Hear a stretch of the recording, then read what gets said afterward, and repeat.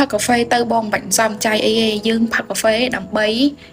ធ្វើការហៅលុយឯងវីដេអូនេះខ្ញុំចេញមកទៅសារបងប្រុសមួយចំនួនដែលគាត់ជា good man like a good man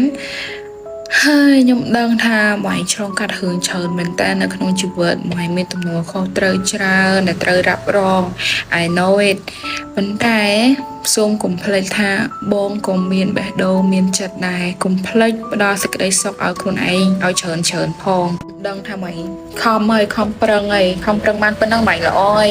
បាយចង់បានលទ្ធផលល្អជាងនឹងទៀតបាយខំទៀតអត់អីទេយើងនៅមានពេលច្រើនប៉ុន្តែដូចខ្ញុំនិយាយចឹងសូមកុំភ្លេចផ្ដល់ពេលវេលាឲ្យខ្លួនឯងព្រោះបើសិនជាអត់មានខ្លួនឯងទេក៏អត់មានណាគេដើរទៅមុខដែរយល់អត់គឺខ្លួនឯងឆ្លាញ់ខ្លួនឯងផងណាងូតទឹកឲ្យស្អាតដេកកន្លែងល្អញ៉ាំអាហារឆ្ងាញ់ផឹកកាហ្វេទៅបងបាច់សំចៃអីទេយើងផឹកកាហ្វេដើម្បីធ្វើការហៅលុយឯងសូត្រប៉ុណ្ណឹងយើងបាច់ស្ដាយសំចៃពេកទេយល់អត់កុំបង្ខំខ្លួនឯងពេក